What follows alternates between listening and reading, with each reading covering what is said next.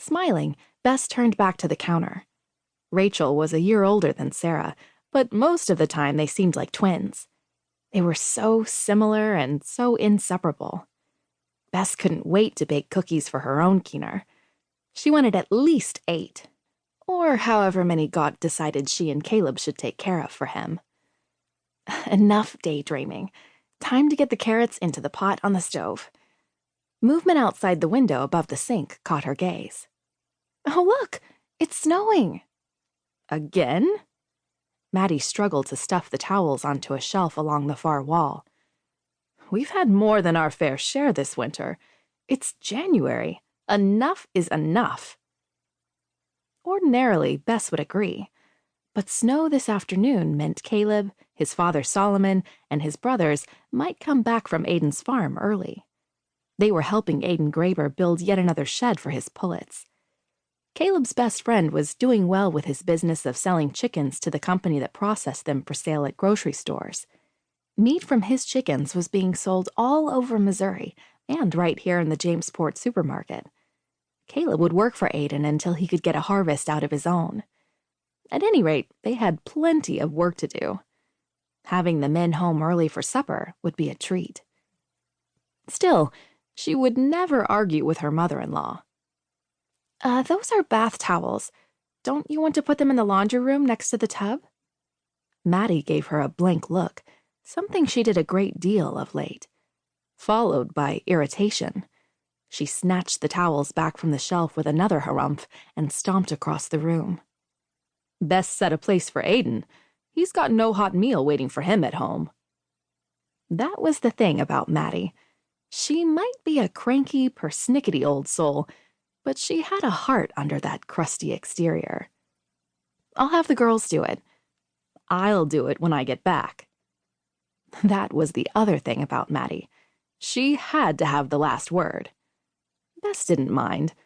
Nobody worked harder than Maddie, and sometimes age deserved the last word. Bess! As if saying his name could make Aiden appear.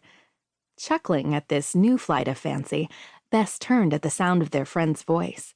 He strode into the room and skidded to a stop on those long legs that made him the best kid to have on the baseball team at school. He was the opposite of Caleb in every way, tall and skinny to his best friend's short and stocky, hair the color of toast that seemed peculiarly at odds with his gray eyes. Caleb had warm almond brown eyes and hair. Opposites in looks and temperament. The same in their love for God, family, land, and animals, in that order. I figured you would come in early with the snow, but... Bess. Aiden's voice sounded odd, hoarse. Probably the cold air aggravated his throat. He'd been down with pneumonia right after Christmas, a fact that surely could be attributed to not having a Fra to care for him. Caleb, Caleb's what? Maddie stomped across the room and picked up a stack of plates from the shelf, her perpetual frown deepening. You're dripping on the floor. And look, you've tracked in mud. It's Caleb. He's gone. The anguish in Aiden's voice sent a fierce pain burrowing into Bess's chest. Comprehension tried to follow after it. She shoved it away. Knee. Her legs wavered under her. What do you mean he's gone? Where? He better get himself back here right now. It's starting to snow and we're having stew for supper. He loves stew. I made bread and peanut butter cookies, his favorite. Aiden's arms came up.